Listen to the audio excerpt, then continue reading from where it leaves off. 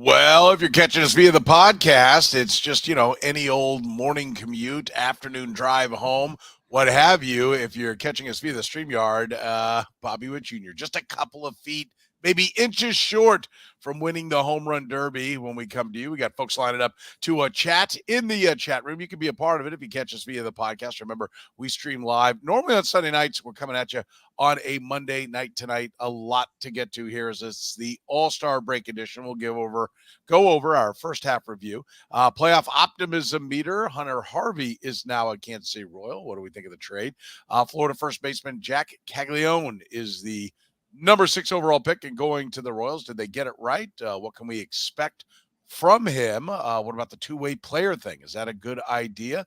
The upside, the downside. David Shields coming in the second round, left-handed pitchers, and lots of college arms. We're breaking it all down right here on the Kaufman Corner podcast. You're listening to Kaufman Corner, the most in-depth analysis of the Kansas City Royals, breaking down the Royals like no one else can.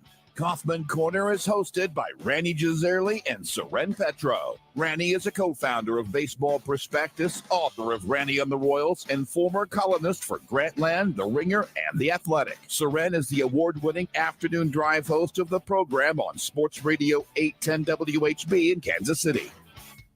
Kaufman Corner is proudly brought to you by Gann Asphalt and Concrete, Kansas City's nationally recognized full-service paving and pavement maintenance contractor, making parking lot problems disappear since 1994. Free consultations, no commissions, in-house crews, and every project comes with a written warranty. Find them online at GannAsphalt.com or call 816-484-3338. Gann Asphalt and Concrete, one contractor, all things parking lot.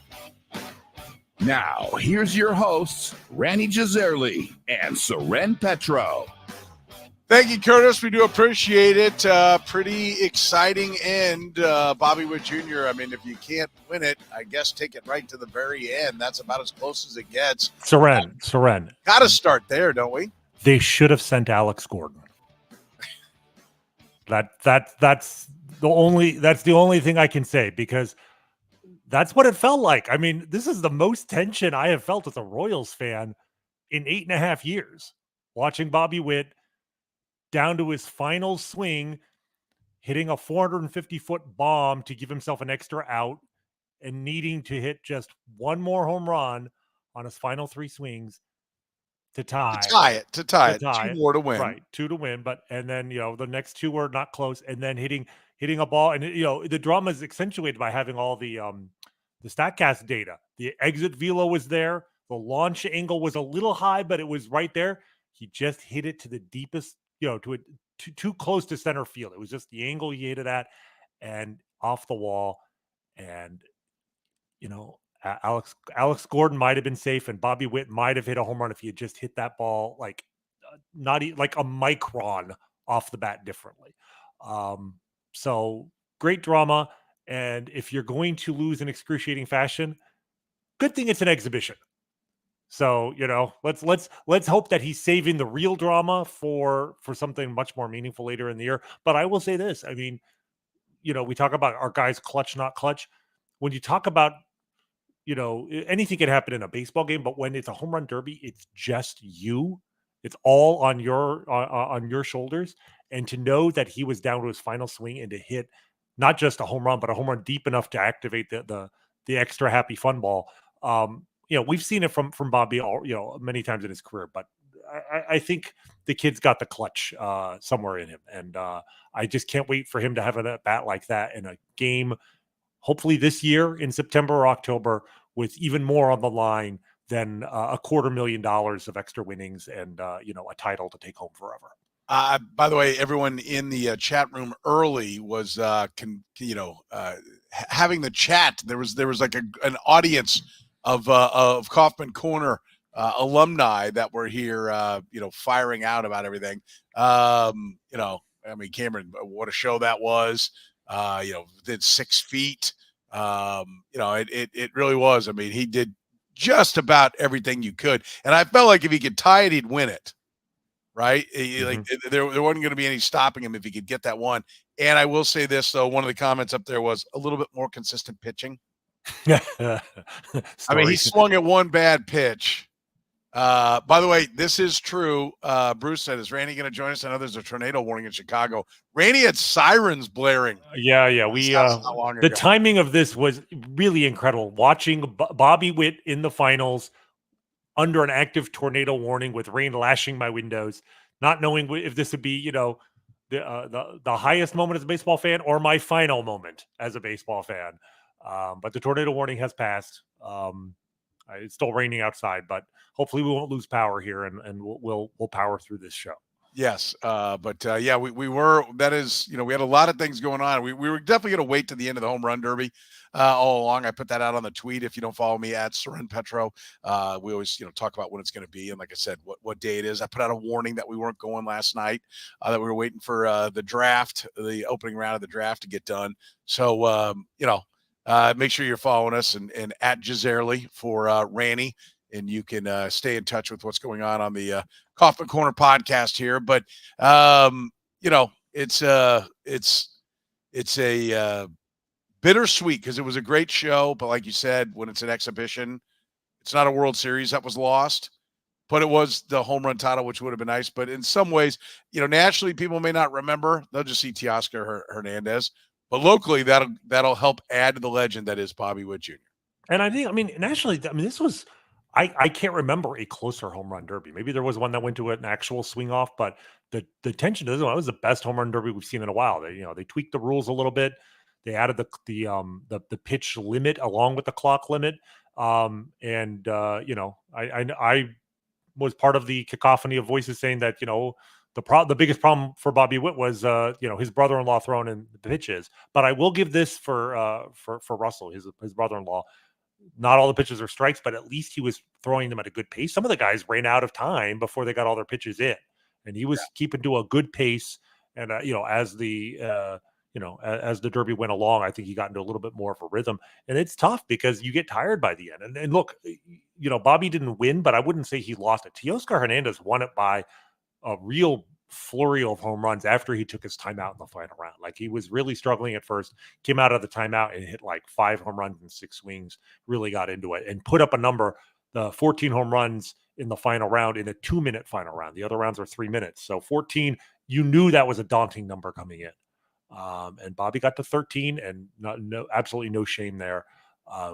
He didn't run out of steam. He just got beat by a guy who got on a really hot streak. So it was a lot of fun. I don't normally watch the home run derby, but as long as there's a Royal in there, I'll watch. And my hope is this is not Bobby Witt's last derby by a long shot, and that he might win one of these years. Well, unless he decides he didn't need to do it. Like a lot of guys don't do it. I was funny watching Aaron Judge take batting. Why don't you take batting practice tonight and be a part of this thing? By the way, I do want to point this out. Blake, good friend of the pod, says, whatever else happens tonight, I want Soren and Rany to have a national anthem sing-off. It can't be any worse than what we heard to start things tonight. Au contraire, my friend, tonight was a low point in the history of national anthems. But I absolutely could do worse. So, I could do worse. I absolutely could do worse. But I'm curious, is she messed up the words too, right? It wasn't just the pitch and the tone and the trying to put her own spin and the pacing and everything. But like, she forgot like a whole verse, didn't she? I'll be honest. I was so distracted by her not hitting the right notes that I probably lost track of the lyrics. I mean, she could have gone full Enrico Palazzo on the lyrics and saying, we still had the flag like Leslie Nielsen in The Naked Gun, and I probably wouldn't have noticed because she was so off key. It was unfortunate. I don't know what happened there. Fortunately, that was not an omen for the actual derby, which was a blast. Yeah. All right, let's get started with some of the topics we were actually planning on getting to when we didn't know if Bobby Witt Jr. was going to be the kind of story that he is after a great showing in that. First half, how you want to sum up the first half, Rany? Better than we had any right to expect, and yet still leaving us wanting more. Okay. Because in other words, you're a greedy pig. I am. Even though you have no right to expect more, the expectation bar has been raised, and you will demand more from now moving forward. Well, here's what it is. I'll tell you. The one, I guess you call it a saving grace of being a Royals fan for the last, 30, let's say 39 years, since 1985. Yes, it's been an awful, awful, awful stretch, punctuated by only an incredible 2-year stretch where everything went right. Like all the karma and magic that they were missing the rest of the time was packed into 2 years. But the one saving grace was there are no what if moments in my lifetime as a Royals fan. I'm not old enough to remember, losing in 76 to Chris Chambliss's home run. I'm not, even let's say 1982, where the Royals finished 2 games out of a playoff spot. I have no memory of it. So I don't have any moments where I'm like, man, if we had, we fell 1 game short, where there's some really tight race that the Royals fell short. They barely made it in 2014, but they made it to the playoffs, right? 2015 was a romp, but they were so bad for so long, they never fell just short. There's never been a season where I'm like, man, if they just won that random May game where Willie Adames hit a 3-run home run in the 9th inning off James MacArthur when they were 1 strike away from winning, or if Garrett Hampson hadn't been thrown out trying to get to third base against the Red Sox in the game right before the All-Star break, which might have been a 2-game swing against the team you're trying to catch in the playoff race. I haven't had that in my lifetime as a Royals fan. And that's actually a blessing, because almost every single team has fallen just short of the playoffs. The Royals have not fallen just short for 40 years because they haven't been good enough almost the entire time. And I'm just a little bit worried that they're on pace to fall just short. I'd rather be in this situation than be under 500, of course. But we could very well look back and be like, man, this story, it was a great season, but if they had just been a little bit better, it would have been an even better story. It's almost like you're trying to prepare us that they're not going to finish even close, right? Like if you're saying they never fall just short, well, they've been slowly sliding down the standings of the wild card. Now 2 games back of the Red Sox after dropping 2 out of 3. So it sounds like you're preparing us for them to finish 7 out. No, what I'm preparing myself mentally. They've done 7 out. They did that in 2003. Like I've done the 2003 thing where they just ran out of steam. I actually believe in this team more than the 2003 team. This is almost more like the 2013 team. Only, unlike 2013, there are 6 playoff teams, not 5. And I just worry that, like 2013, they'll finish 86 and 76, 87. They're on pace, I think, for 86 to 87 wins. And I think that's where they might end up. And I'm worried that they're going to need 89 or 90 to make the playoffs. And so I'm worried, preparing myself, they're going to finish 1 or 2 or 3 games out, and I'll have some regrets about that. I want to point this out. Don says they had an obvious great team in 14. They were like 5 games after the All-Star break, they were under 500. Yeah. Like, I was going to say, we were not 10 years ago today, we were not calling the 2014 Royals a great team. We were ready to jump ship on them. If Mike Moustakas wasn't sent down that year, I fielded many calls of people demanding him be sent down, and then he went off in the playoffs. No, it came together at the right time. They made a great stretch push. And, yeah, I think we saw, Don, if your point is at the end of the year, okay, they were a great team. Yeah, we could see the seeds of what was going to be 2015. But, no, it was a little bit different. In 14, I was fielding calls for people. Everybody wanted, Dayton Moore fired. They wanted – Ned Yost fired. No, they wanted Mike Moustakas cut. It was very different. Yeah, listen, I think it's been a tremendous first half. The starting pitching's been great. And, I think they're going to need help. Like they can't get there with just this team. I know we're going to talk about the trade here in a second, and we'll get to our playoff optimism meter. By the way, I want to tell you, we're brought to you by our friends at Gann Asphalt and Concrete with free consultations, no commissions, and in-house crews. Every project, it comes with a written warranty. Gann Asphalt and Concrete keeps your parking lot safe, helps you in your business. Focus on business. Avoid unnecessary delays and costly expenses. Don't have your customers playing bumper cars in the parking lot. Let Gann Asphalt and Concrete fix any problem you have with parking lots. They've been doing it since 1994. They're online at GannAsphalt.com or call 816-484-3338. Gann Asphalt and Concrete, one contractor, all things parking lot. Where is your optimism meter at now, Rany? I'm going to say 4.5. I think I was at 4 last week. I mean, they win 3-2 this week against 2 tough teams. It's unfortunate that they were 3-0, and if they'd won either of their last 2 games against Boston, they would be tied for the final playoff spot.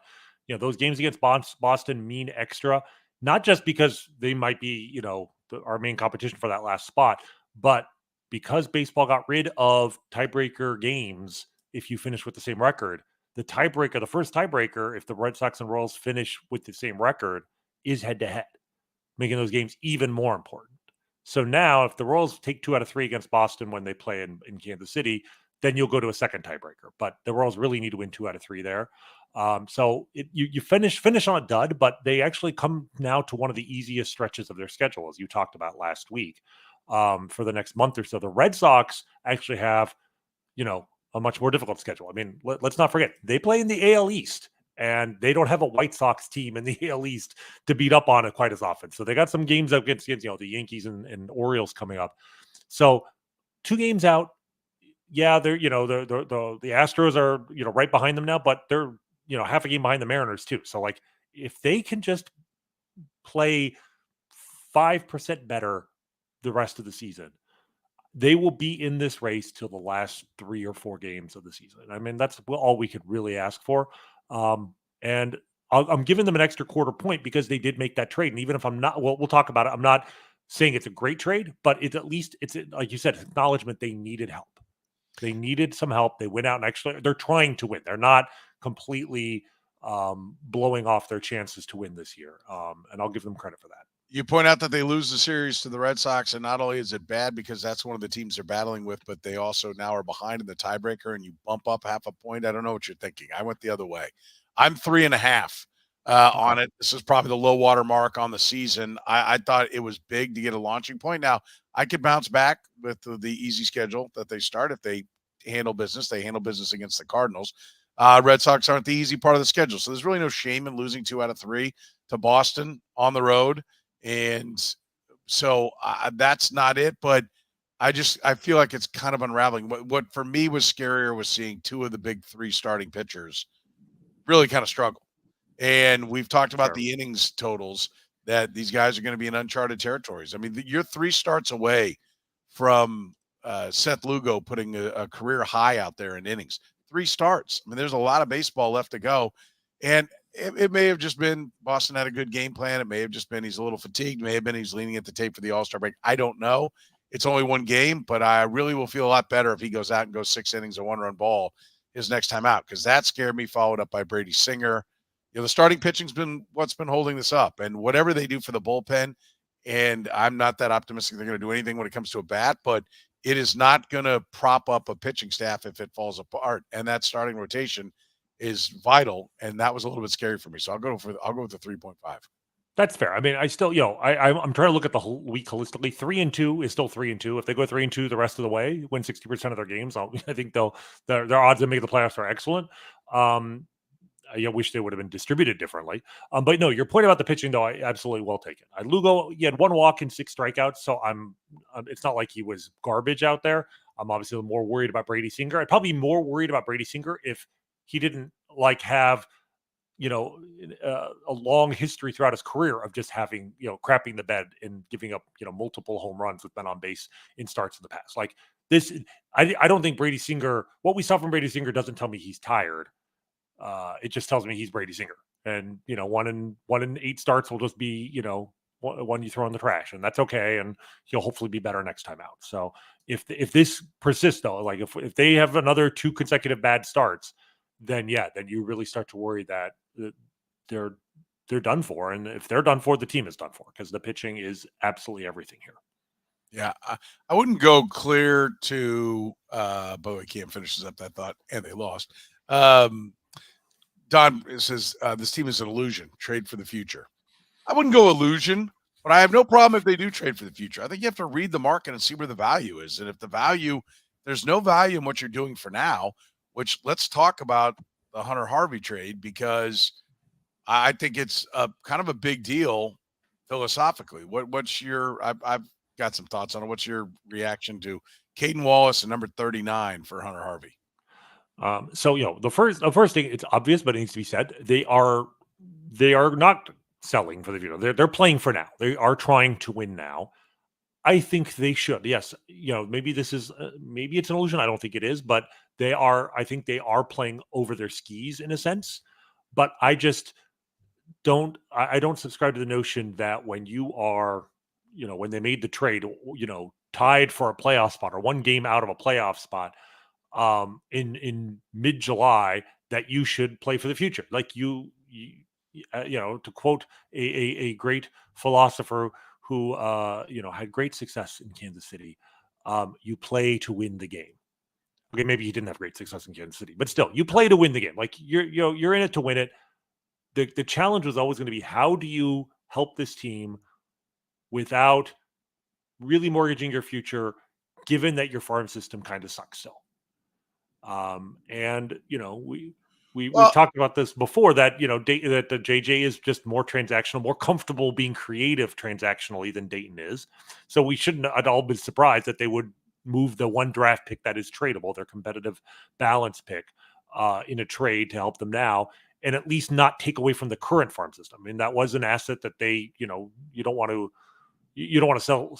sell it for peanuts, but like when you don't have a lot of players to trade, I think JJ just looked and said, this isn't a player yet; it's an asset, and if we trade that, then we only have to give up Caden Wallace, who, I think MLB Pipeline may have had them as their number 2 prospect in the system, but I don't buy that. Most people don't buy that. He was, I wouldn't have put him in the top 5 prospects in the system. He was decent, but I think he was, but I think he was just decent enough to be on the radar. But I did not.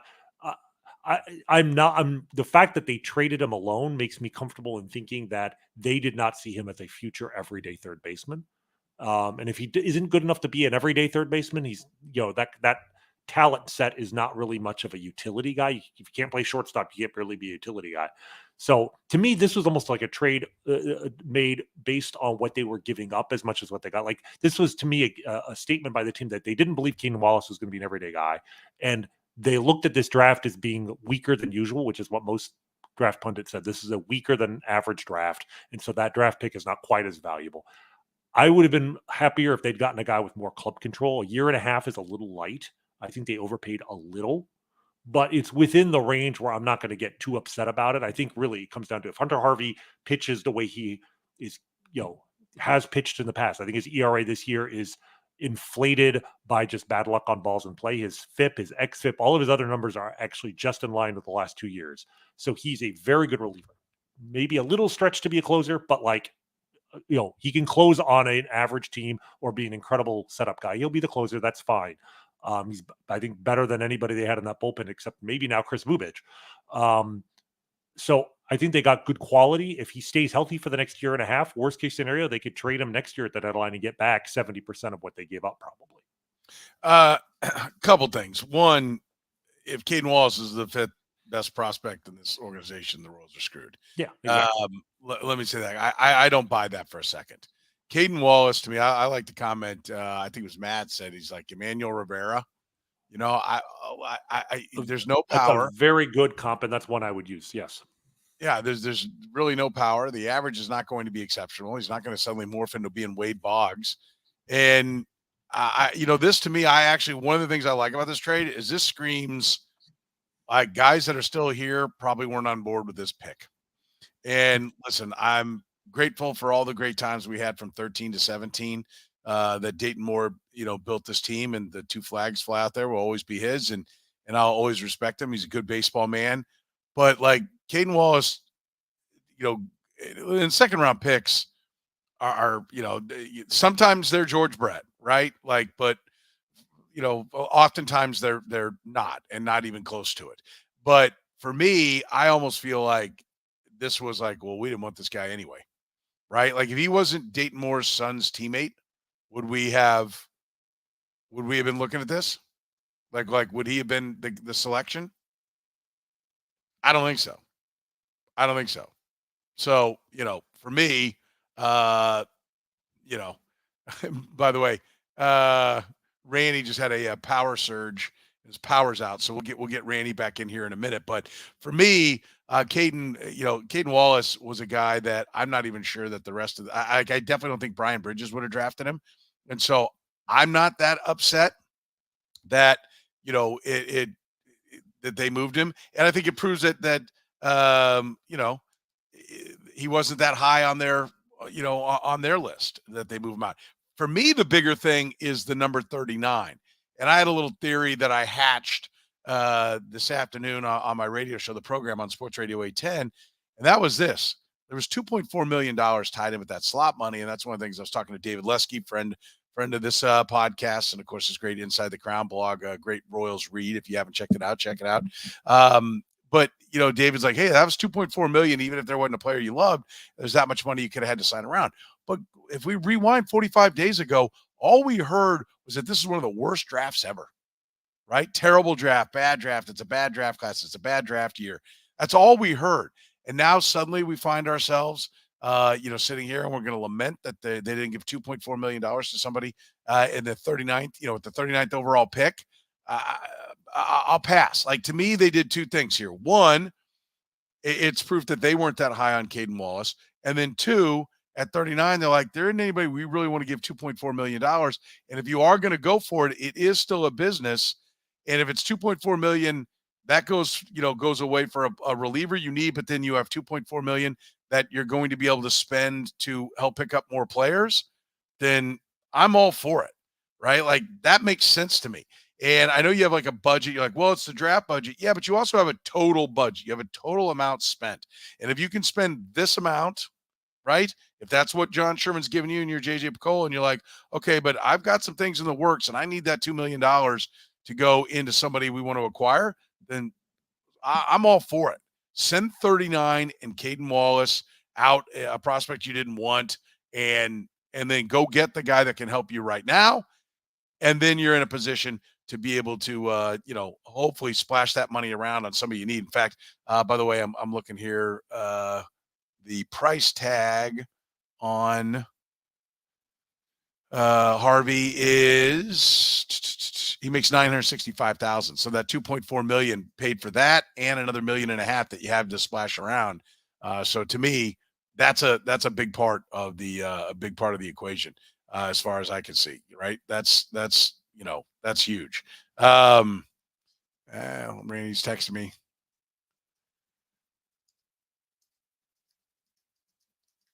Let's see, little technical glitch here as the storm that we were talking about in Chicago, knocking out Rany's power, but he's getting back on here. We'll have him on here in a second. Hold on, a little technical side of the equation.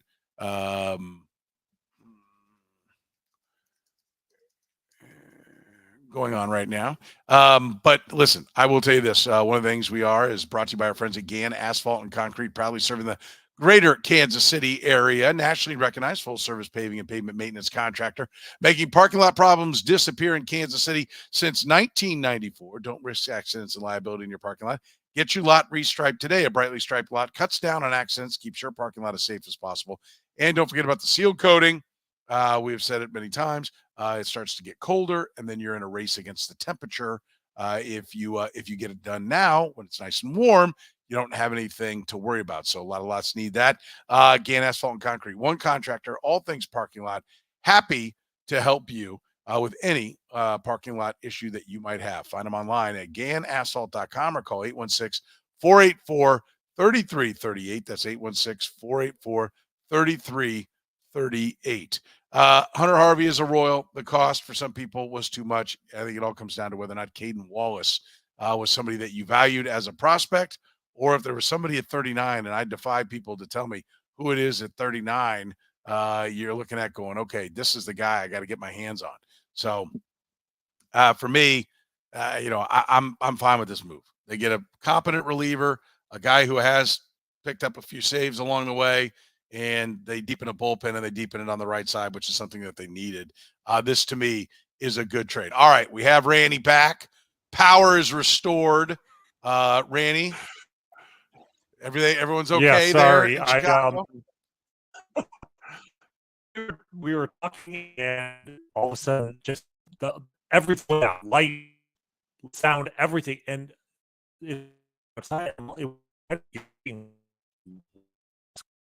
Rany, I'm gonna have you hang on. I'm gonna have you hang on for a second. You're burping pretty good here, so let's hang on. I think we might be about ready to lose you again. Let's see if we can get that to improve. See if I guarantee you your Wi-Fi and everything at the house is still probably coming back online. So we'll see. We get Rany. I want to watch him. We'll all watch him. We'll just enjoy. That's the beauty of having video, is we can see a frozen Rany on our screen. All right, Rany, Okay. you look a little better. You look like you might be. I just switched over. Okay, sorry. I switched over because I was literally using my mobile hotspot, and I think my internet router finally rebooted. Can you hear me? Yes. Now Okay, you're good. Yeah, so basically the loudest thunderbolt I've heard in years just detonated like 10 seconds after the power went off. So I don't know what happened. It was like a power surge. Anyway, I'm back. We were talking. You were talking about Emmanuel Rivera and Caden Wallace. Yeah, and I'm not big on Wallace. And just real quick, I'll summarize what I said. At pick 39, $2.4 million in slot. That's money you could have used to splash around in other places. But if I rewind everybody a month ago, like I know once we started getting close, everybody started saying this guy, that guy. Suddenly people get their draft crushes and they fall in love and they have guys that they want. But a month ago, this is one of the worst drafts we've ever seen.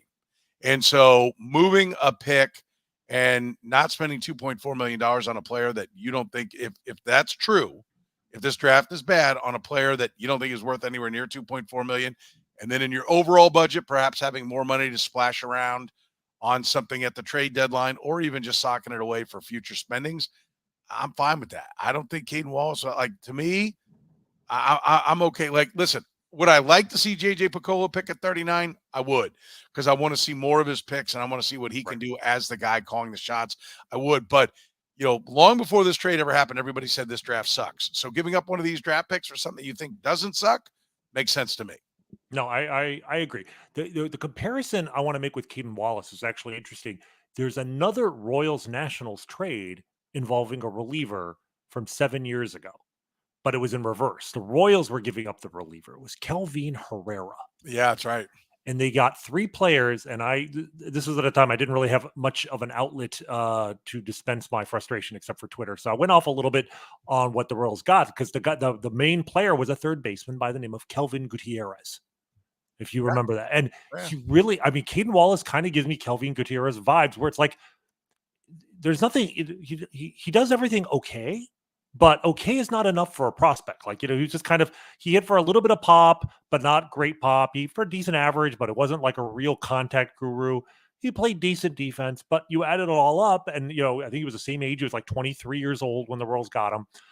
And I'm like, this guy doesn't project to be an everyday third baseman. And if he's not an everyday third baseman, what is he? He's going to be a guy who's, up and down. And that's exactly what Kelvin Gutierrez turned into. He was a quadruple A guy. He got maybe 300 plate appearances in the major leagues, never moved the needle. I think the Orioles give him a shot. It was actually the number 2 guy in that trade that I liked more, a guy by the name of Blake Perkins, who would have been nice if the Royals held on to him, because he's like an all-world defender for the Brewers now. That's the guy who actually had value in the trade. And that's my concern here. I'm not worried about giving up Caden Wallace. It's the draft pick that I think has more upside. And to me, the only regret I have is you just brought in this new scouting director that you really believe in, and then you took away one of his biggest weapons in his first round. Unless he said, take it, this draft sucks. We're looking at terrible. And he very well might have. I agree. If anything, it's a compliment, because I really will talk about the draft, but the David Shields pick at the 41, 2 picks after the pick they traded. I like the pick a lot. I like what I saw from Brian Bridges over the last 48 hours. So it's like, man, I wish he had another high draft pick. But look, you have to give up something to get something.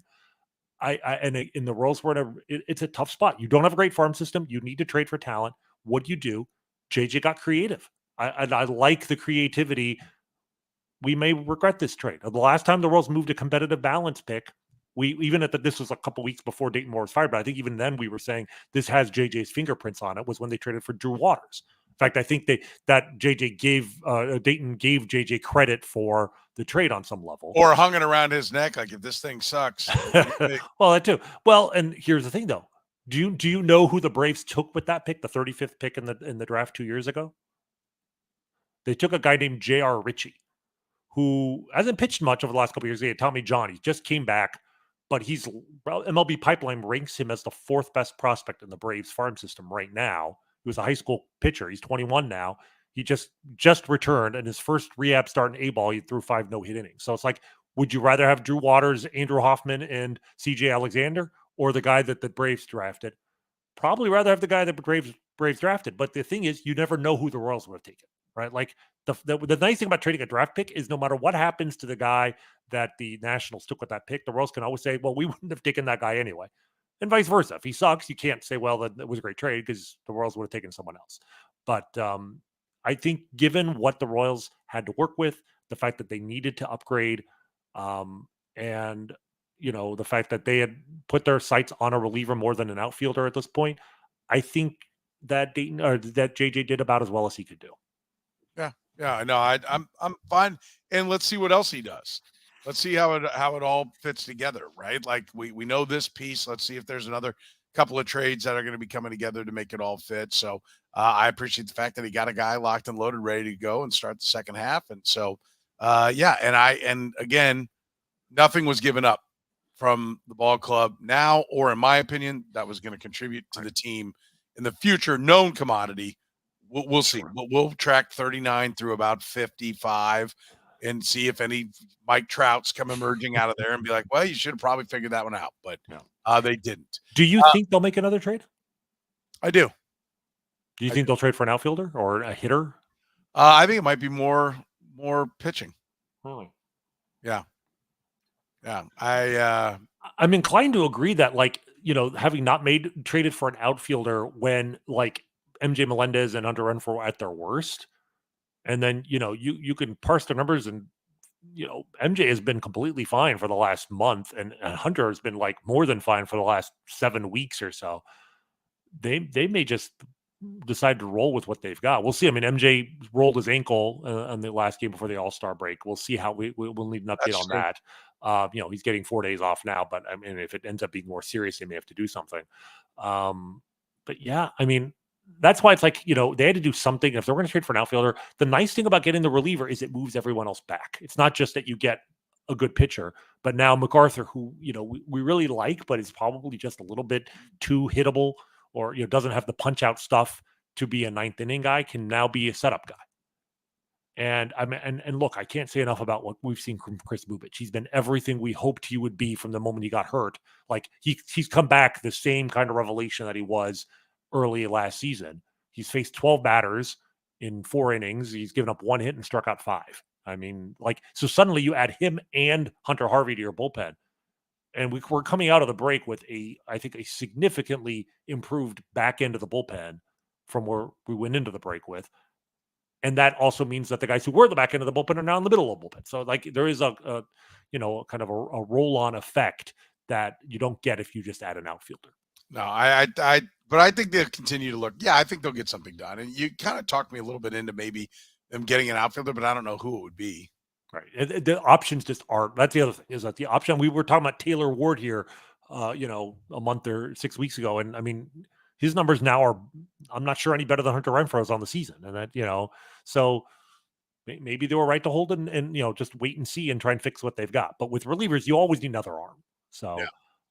And like I said, I think it puts everybody else in a role that they can handle. So, I think, the timing was good. You got it done before the trade deadline. He jumped the market a little bit, right? Now, we haven't seen a lot of trades yet, and we're going to see a ton in 2 weeks, but 2 weeks of that pitcher might be worth a win. So I'm glad he got it done when he did.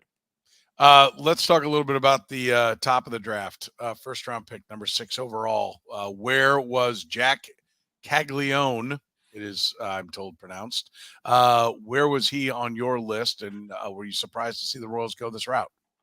I mean, I was surprised he was the pick, in part because didn't expect him to be there, right? And I think on Twitter I gave this a B+, and people are like, well, why couldn't you? How could you give it anything other than an A if he's the best player available? And a couple things. One is, this was such a flat draft at the top that I'm not sure I'd give any pick in it. It's not the Royals' fault. There was nobody that's head and shoulders above the rest. But what I do appreciate about the draft pick is there were 2 guys to me clearly ahead of the pack, Caglianone and JJ Weatherholt. And they had to take one of those 2 guys. And I say they had to, but every year, my frustration with the draft over the last few years had been that there's been an obvious guy that they should take that they don't take. Last year, they wanted a catcher. Kyle Teal was clearly according to the consensus rankings, the best catcher, who had the upside and he had the lack of risk because he's coming out of college, he'd be ready soon. They went a different direction. They went and took Blake Mitchell. And look, Blake Mitchell's been really good, and I'm very happy to have him in the system. Kyle Teal is a much better prospect right now. They may end up being proven right, but they didn't have to take that risk. 2 years ago, I wanted Cam Collier, who was an incredible hitter coming out of high school, and I think Keith Laudham is like the number 2 prospect in the entire draft. They took Gavin Cross. Maybe it'll work out, but the point is, and then the year before that, they went completely off the board and took Frank Mazzucato, right? So it's like when there was other guys much higher ranked. The fact that they went into the draft not thinking Caglianone would be there, but willing to zag when everyone else zigged. Like they said after the draft, I think the direct quote from Bridges is like, he was too talented to pass up.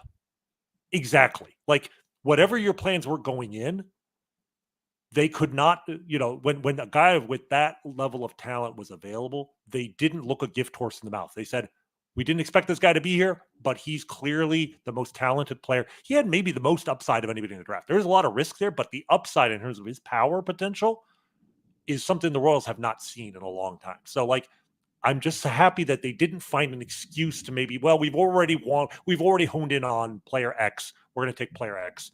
Maybe player X was Hagen Smith, who ended up going 5th to the White Sox. So maybe there was that guy and he wasn't available. But I'm just, thankful that they looked at the players that were available there. They took the obvious guy. They didn't, try to overthink things. They took the guy that was the best player available. And that's all you can ask for. A couple of things I want to point out here. One, Curtis says, well, with Vinny there, where do you think he's going to play? I think he's either going to play first base or he's going to be traded because that's what this team needs to get to doing. You take the best player available. It does not matter what position they play. 100%. You figure it out some other time because when you start trying to draft for a position, which I think the Royals kind of did a little bit, when you start drafting for trying to fill your slots, you're missing on the better talent. In baseball, it is all about the talent. The baseball draft is so hard. You have to take the most talented players. And I will quote that Bill, my exact same thought. I fully expected with Caglianone and Weatherholt on the board, KC to draft a prep righty. That's exactly. I mean, under a previous scouting director, that's what we would have been worried they'd do, right? Right. And I do want to bring up, I'm glad Bill brought up Weatherholt because that was my dream all along. And the last couple of weeks, the final mock drafts of everybody was kind of locking in with Weatherholt going to the Guardians on kind of a signability pick, right. Even though he had been, in the discussion for the 1-1 going back for the last couple of years, that when this draft came around, he was in the discussion and maybe even the lead guy at one point. And so I'm I talked about it with those guys that have some flaw that find their way down, but then you still are getting a top talent. So Weatherholt was kind of my dream. When they took Caglianone, I never mind somebody taking power. And it was so out of character for what the Royals have been in the past. It continues to validate and solidify that they are doing things a different way. They're doing things a Tampa way, a Cleveland way. They're doing things that, and first of all, what have we said for years? When you go high in the draft, it should be a position player. The likelihood of you making the big leagues is much higher, and being an impact player is much higher as a position player than a pitcher. Pitchers kind of come from all different rounds, but a lot of the best players are top picks. So why wouldn't you grab the best bat that's out there? And for them, they thought it was Caglianone, and I have no problem with that. None. And I think he damn well better be at first base with either Vinny Pasquantino playing, as the DH or a combination of the two as first base and DH, because Salvador Perez will probably be done at that point with the Royals when he comes up. We're probably talking about what, a couple of years? Are we thinking 2 years from today we should see him up? I think if he's the player that I think he is, maximum 2 years. He could be up sooner, right? This guy could move quickly. Now there's the chase thing. The power says quick to the big leagues. His batting average is on base, all that. But when you talk about the chase, I wonder if that isn't something that he's got to really learn to cut back on. It takes a little longer. Well, there is risk with this pick. That's my point. The Weatherholt is the safer pick. And I think, going forward, if there's one player that you're going to be that you're going to kind of compare him to and be like, did they make the right move? It's going to be Weatherholt. And look, I'm more than a little bit annoyed that the Cardinals got Weatherholt, because Weatherholt is the Cardinals are notorious for taking college, hitters with that profile, up the middle position, good hit tool, but even when they're not great prospects, and turning them into great major league players. And now they actually get a top prospect. Like Weatherholt is like so much in the Cardinals' wheelhouse that it's just kind of annoying they got him. But ultimately, if Caglianone hits, he might be the best player in this draft. Like you could absolutely make a case for him being 1-1 because of that power. The chase thing, like you said, he is a somewhat undisciplined hitter. His walk rate this year looks great, but he had more intentional walks than unintentional walks this year. So if you look at his numbers, I was like, wow, his OBP was great. He had 31 intentional walks. He only had 27 unintentional walks. And his chase rate, I believe, was something like 38%, which is quite high. Having said that, his contact rate is off the charts. Like he just is an extreme contact guy that somehow also has tremendous power. In a way, it's almost like a supercharged version of Vinny.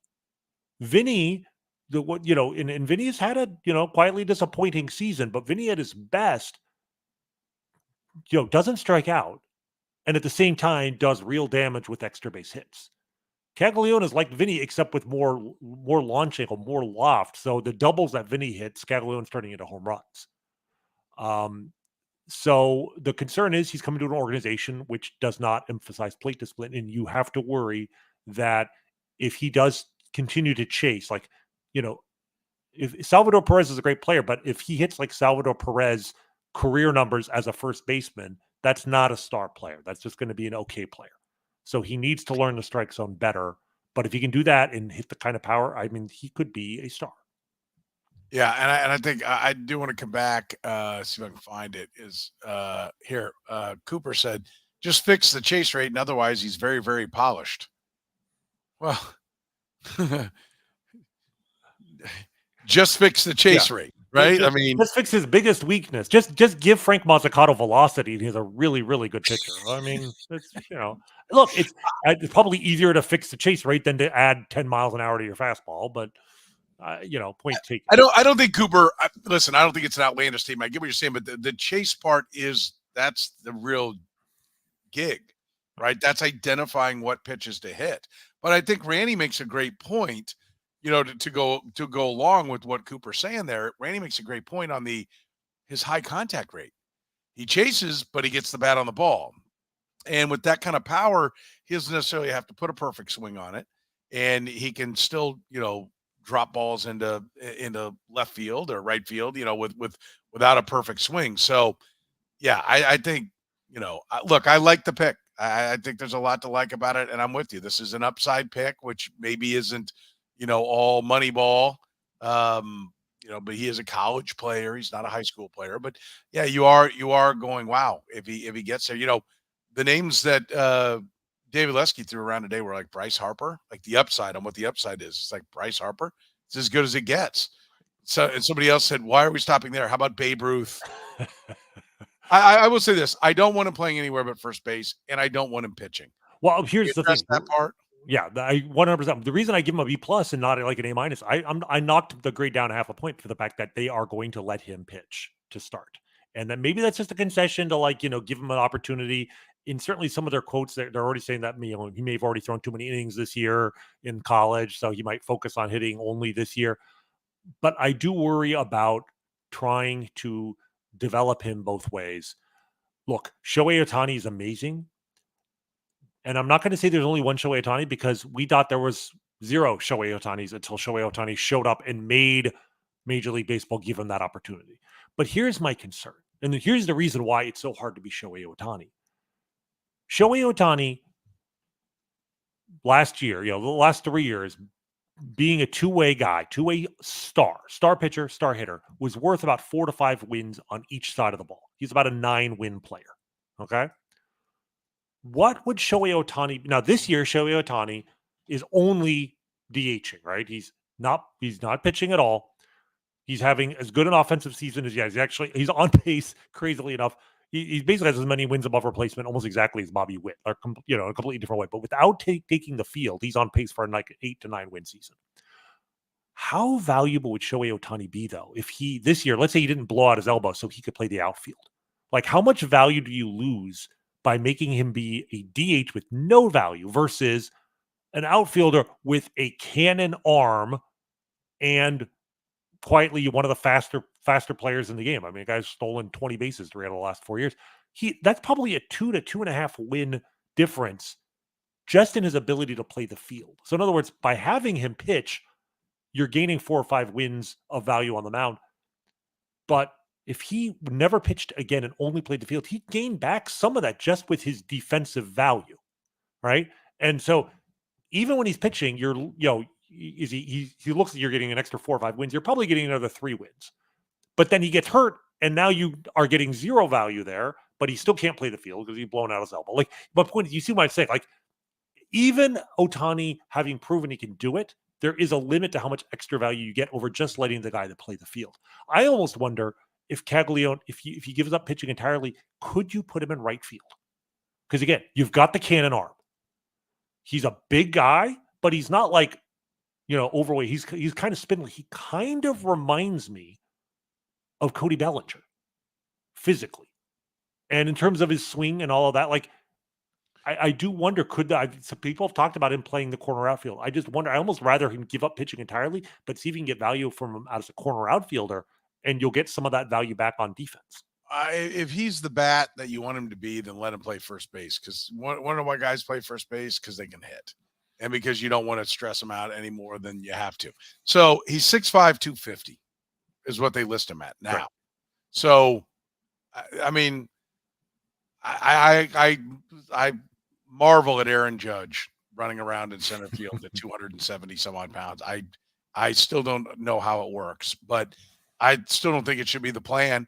And I wonder what Aaron Judge would be if he were playing first base, right? Like if they could just, maybe he wants to play the outfield, and so you got to do whatever it is. But I'd much rather have him in right field, and that's Aaron Judge, who came up as an outfielder. This kid's a first baseman. Just be good at first. That's probably what's going to happen. But I don't like the idea of trying to, especially on the mound. Like, people are talking about him being a reliever. How does that work if you are, let's say he can be a great reliever. If he's playing first base, okay, then I guess you can move him to the mound, but then you're going to have to find somebody else to play first base. If he's a DH, you lose the DH. The thing about Ohtani, they changed the rules so that if he's a starting pitcher, he could be the starting pitcher and the DH and come out of the game as a starter, and you don't lose the DH. But they're not going to change the rules for a middle reliever, to do so. And if you don't change the rules, if he's DHing and he moves to the mound, you lose the DH, right? That the value, you're going to lose a ton of value there. If he's playing the field and moves to the mound, then you're going to have like a backup first baseman who comes in just when Caglianone is pitching. And then what's he going to go back to first base? Like, it's complicated. So I think my suspicion is they're going to let him get the chance. And if he somehow magically shows value out there, they'll deal with it. But I don't think they're not setting him up to fail, but they're sort of planning for him to fail, I guess is the way I would describe it. For me, I like what Matt said. First of all, he wasn't even that good as a reliever. He had the velocity, but the command was not there. He doesn't throw strikes. Yeah. So how long are you going to sit and, slow down his progression as a hitter, to try to catch him up to make, justify the reliever part of it? Like, if he can step on a mound and go, and they can do a couple of tweaks, and okay, I mean, I guess let's mess around with it for a little bit, but they don't need a project at pick 5. Right. And actually the best comp for this, there's actually a really good comp for this. 7 years ago, the Rays, with the number 4 pick in the draft, not number 7, number 6, the number 4 pick in the draft, drafted Brendan McKay, also college first baseman / left-handed pitcher. Let him go 2 ways in the minor leagues. They were developing him both ways. Was ranked as a top 100 prospect for several years. The bat never really came around in the minor leagues, and on the mound he showed a lot of help. He was a much better prospect as a pitcher in his case, but then he got hurt several times. He's only pitched in the major leagues one season. He made it in 2019. Was not very good in 55 innings. Yeah, I think he got into 10 at bats and actually hit a home run. He's still in their minor league system. He missed all of last year with injury. He's back and he's actually pitching pretty well in Double-A, but he's 28 years old. And this is, again, was a top 5 pick. They tried to develop him both ways, and it didn't work out. In his case, I think he probably should have been a pitcher all along. He didn't have Caglianone's power. He was more of a, sweet swinging Eric Hosmer, John Olerud type first baseman that like just a massive thumper. But in his case, it was actually, I think the problem was it wasn't very clear where he was better. In Caglianone's case, it's very clear.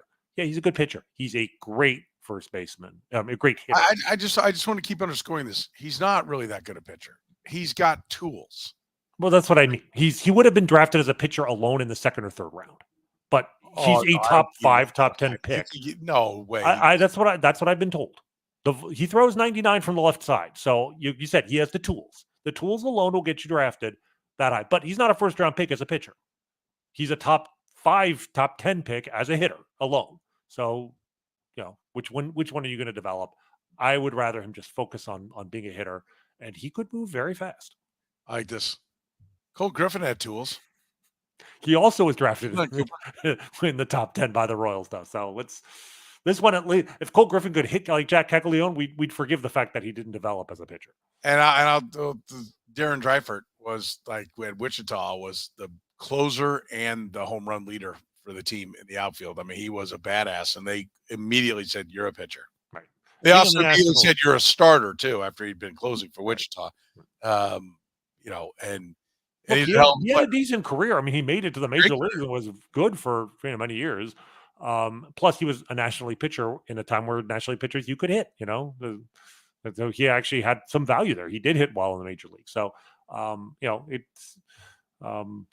it's too bad that they don't get that opportunity anymore. But in Caglianone's case, I think until they commit to him at first base, there's always going to be that extra added risk. So I would like to see that sooner rather than later. But I have a feeling this year, at least for the next 2-3 months, he's going to be solely a hitter.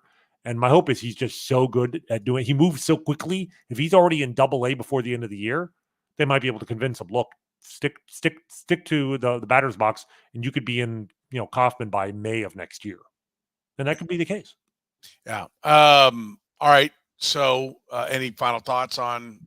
Like I said, it was a relief. The Brian Bridges' first pick, that it was like this. You could absolutely make a case this was the best player available. You could argue, was it him? What's the weather hold? But like, if they're telling me they're drafting this guy, I believe that they think he's the best player available. They're not playing games. That's all you ask for, and it was a good start to the draft. Yeah, no, I agree. And David Shields, we touched on him a little bit beforehand, but you're a fan of this one? I like this pick quietly. I mean, in relative to the pick, the draft number, I like this as much as Caglianone, maybe a little better. Like it's really a sneaky good pick. He's a left-handed high school pitcher. That part, the risk profile you don't like, but he deserved to go where he in terms of his draft rating, the consensus for most people was he was around the 40th best player in the draft. They drafted him at 41. This wasn't a reach. The Royals so many times have reaches, but the profile, he's really young. He actually he reclassified. He was a high school junior who moved up. You're starting to see this a lot now in the last 2 or 3 years. Especially when it's the worst draft class in years. Right. There were a number of guys that did that. Like Cam Caminiti was one of the guys that did that. But also, I think guys realize that like teams look at age so much that it's like if you're a really old 18, almost 19 years old, you're going to get dinged. And if you already have established yourself as a junior as like one of the best players in the country, you get an extra shine because look, teams don't know in that year between turning 17, turning 18, you might get. I mean, he could have waited and he might have gained 5 miles an hour and been like a top 5 or 10 pick. He might not have, but that potential is why teams would like him more now because they're buying into that potential that he has a growth spurt in the next 12 months or whatever and develops. So yes, and also the fact that it's a weak draft. But beyond that, he throws. It's not a pure projectability pick. Like I'm comparing him to Frank Mazzucato because Mazzucato was also 17, a left-handed pitcher out of high school. And everyone's like, well, he's going to develop velocity. But he had to. He was throwing 86 to 89 in high school. And guess what? 3 years later, he's throwing maybe 87 to 90. Like the velocity is not coming. That's why Frank Mazzucato right now is dropping precipitously on prospect listings because the velocity is not there. And he's 21 now. This guy's throwing more like 90 to 92 and touching 94 and 95 sometimes. So there's already a little more velocity, even though he's still 17. So if he develops any velocity, that's a bonus, but it's not necessary. And he doesn't have that crazy curveball Mazzucato has, but he throws 3 pitches. He throws with command. And so to me, it's like as a high school pitcher, you're actually getting a pretty low risk, relatively speaking. Like he's fairly polished, but you're also getting quite a bit of upside because of his age, because he's left-handed, because of the projectability there. And you're getting it in the second round. Like that's the thing. It's like, would I rather have him or Frank Mazzucato's profile 3 years ago? It's pretty close. But one guy was the 7th pick in the draft. The other guy's the 41st pick in the draft. And to me, that's why it's like, that's the difference between our old and our new, scouting arrangement here is they're taking a gamble, but they're taking a gamble with a much more reasonable pick to do so. So I really actually like the David Shields pick. Yeah, I do too. Everything I see about it seems to be a positive, and I think you hit on it. It's like this is Mazzucato. You're just getting him where Mazzucato should have gone, right? Sure. And so I think that's a great point to be had. And and good pitchers come out of this area. More good pitchers come out of this area than do hitters. So that's why you take the hitter up top, and so it all makes sense, comes together. And then just a barrel of college arms come after that. One catcher in there as well.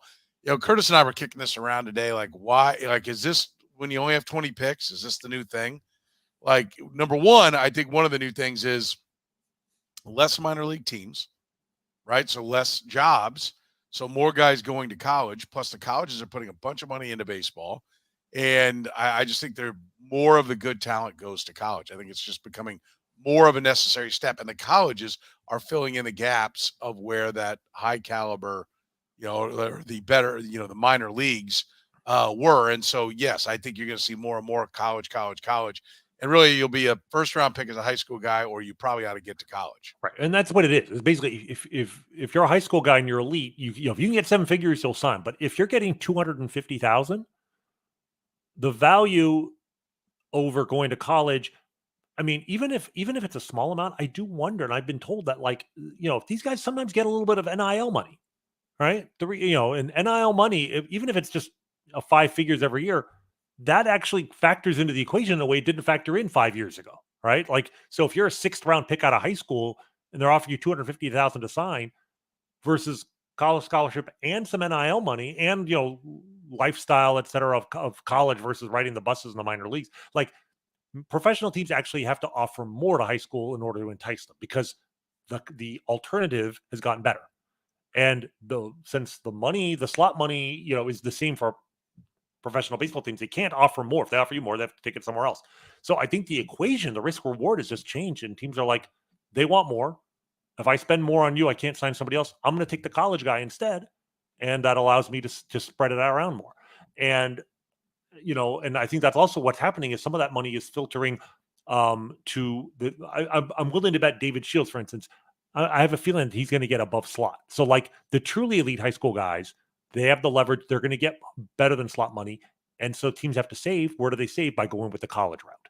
And like if you look from round 6 through 10, those guys, one of them, I think 2 of them were seniors. So those are the senior signs always get like $5,000, $10,000. There's going to be a lot of money saved there. The other guys.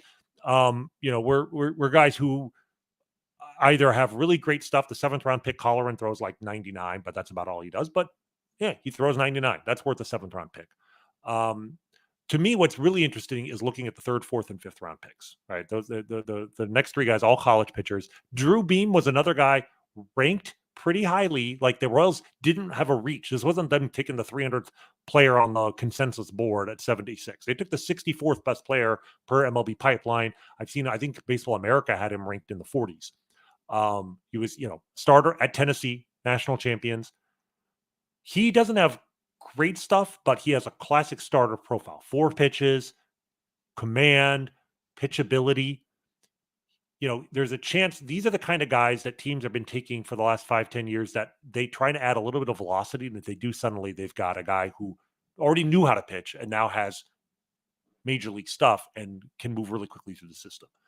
But then the other 2 guys, you and I have talked about this a lot, the raisification of the Royals, trying to build bullpens with guys who one guy throws from over the top, the next guy throws sidearm, the next guy has a weird screwball that nobody's, or whatever it is. Like the point is every pitcher looks different. These 2 picks are classic for that. The 4th round pick, LP, I guess it's LP Langevin. he was rated by MLB Pipeline as the 230th best player. I believe Baseball America had him like in the 150s, and yet he actually, I saw one report saying he has, by the pitch metrics, one of the best fastballs of anybody in the draft.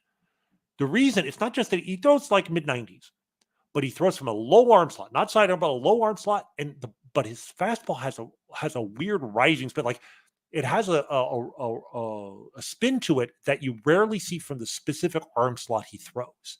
So the combination of where he's throwing from and the way his fastball moves, it's just something hitters are not used to seeing. And so he gets crazy swing and miss on it. His swing and miss on his fastball, I think 42% of his fastballs this year were hitters whiffed on, just flat out missed.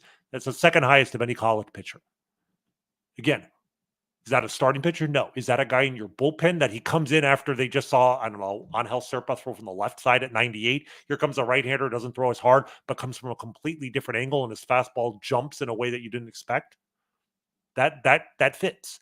And then the 5th-round pick, AJ Causey, also from Tennessee, national champions, he throws completely sidearm.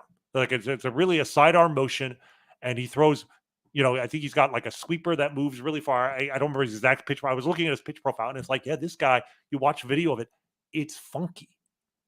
They're getting funky guys. And in the 4th or 5th round, if either one of these two guys turns into a good major league reliever, you'll take that from your 4th and 5th round picks every year. And to me, it's the strategy there. And I'm just like, I see what they're trying to do. I don't know if it's going to work, but I see what they're trying to do. This is not something they would have done 3 years ago, 2 years ago. I underestimated JJ's ability to get with the times, but he's proven it in other ways. And now with his new scouting director and the way this draft went, I really like what they did with their first 5 picks. And then everything after that's a crapshoot. And yeah, you're going to save money. Hopefully tomorrow their 11th round pick will be a bigger money sign. That's usually the way it works. That's how it worked last year. But I'm not even worrying about picks 6 through 10. The first 5 picks are where it's at. And all 5 of those guys, I see what they're trying to do. And it may or may not work, but I like the strategy and I like the implementation of it as well. Yeah. No, I like they have a plan. And they stick to it, right? And they're going out and getting, the most talented guys. And I haven't heard, what I did hear him say, "Oh, Jack's a great kid," on top of it all, right? But they spent plenty of time talking first about his abilities and then got to what kind of great kid he was. I remember when Christian Colon was taken and they're talking about the intangibles. I'm like, yeah, but can he hit? And he got one couple of big hits in a World Series. We'll take it. But for pick number 4, no. And these all profile out like what the teams that are winning are doing. What's funny? You mentioned Christian Colon. So that was the year they almost took Chris Sale, remember? But the last moment they switched to Christian Colon. But the guy I heard later, that's the revisionist history. Revisionist, right? But actually, I heard at the time the revisionist history. It's not even revisionist because it makes sense. Is that afterwards they regretted the fact that they hadn't properly scouted Matt Harvey, who went, I think, 6th in that draft.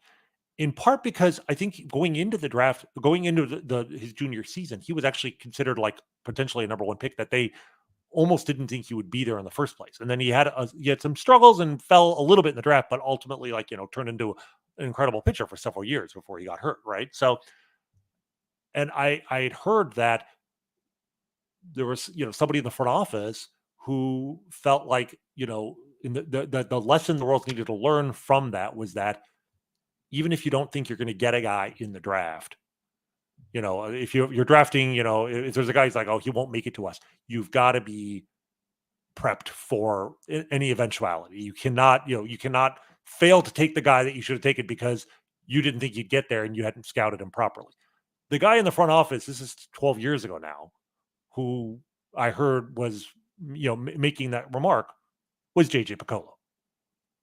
And this year, I mean, even 4 days ago, I didn't think Jac Caglianone would be there at 6. He was. They didn't let what happened with Matt Harvey happen this time around and say, well, we already planned, we already had our strategy, or this is the player we were targeting. This guy, we scouted him as well. And even if we didn't think he'd make it to us, we were prepared when, a gift fell into our lap to pick it up. So, kudos to them for, playing this draft the way they should have, and they should have been doing all along. Now go out, get a couple of things in the trade deadline, make the playoffs, and we'll start planning the parade route, right? Easy peasy. Yeah, that's how it works. Remember how it works when it comes to parking lots is you calling Gann Asphalt and Concrete, them fixing things. That's what they've done since 1994, proudly serving the greater KC metro area. They're the best. Every project comes with a written warranty. Find them online at gannasphalt.com or call 816-484-3338. So for the good doctor, Dr. Rany Jazayerli, I'm Soren Petro saying thank you very much for joining us here on the Kaufman Corner podcast.